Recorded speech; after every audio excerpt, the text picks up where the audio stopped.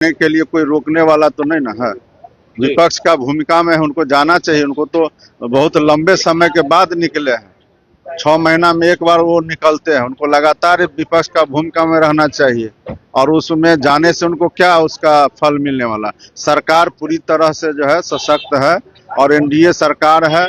लगातार जितने भी अपराध हुए हैं उसमें एक भी अपराधी अभी तक आप ही लोग बता दीजिए कोई बचे होंगे जो जेल नहीं गए होंगे। इसमें इस मामले में भी जिसके लिए वो जाते होंगे उसमें पहले से कार्रवाई हो चुकी होगी। शराबबंदी कानून पर सवाल उठ रहे सर, और गीता मांझी ने भी सवाल उठा दिया। संशोधन की बात कर रहे हैं, यूपी मॉडल की बात कर रहे हैं, गुजरात मॉडल लाना चाहिए। बिहार मॉडल है और बिहार मॉडल रहेगा।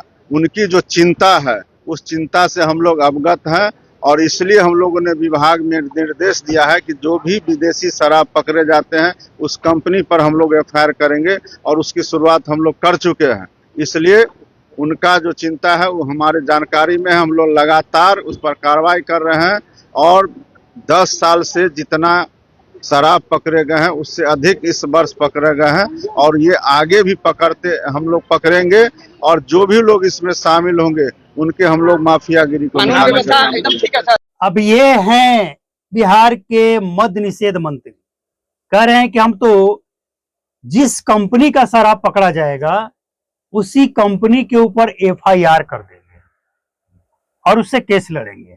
तो ठीक है, लड़िए, किसने रोका है? किसी ने आपको रोका थोड़ी है। सवाल यह है कि अगर बिहार में अगर शराब बिकता है और वो शराब अगर उत्तर प्रदेश से, हरियाणा से, दिल्ली से, राजस्थान से चलकर आता है, तो इन सभी राज्यों में सरकार किसकी है? और वो राज्य सरकार उस कंपनी से टैक्स लेता होगा। मुफ्त में तो उस कंपनियां चलती नहीं है, और आप उस कंपनी के ऊपर एफआईआर करके उससे केस लड़ेंगे।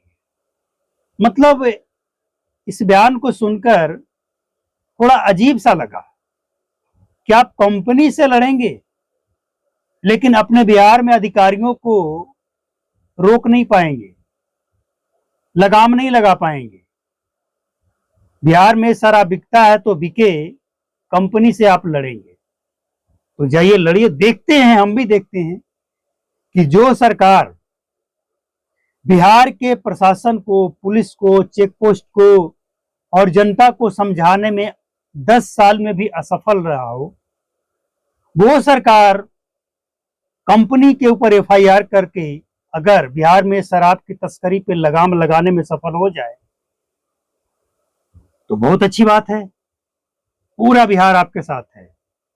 लेकिन कितना वक्त लगेगा ये बता दीजिए। एक टाइम लाइन होना चाहिए, उस टाइम लाइन के अंदर आपको ये काम करके दिखाना है, बिहार को नशा मुक्त बनाना है।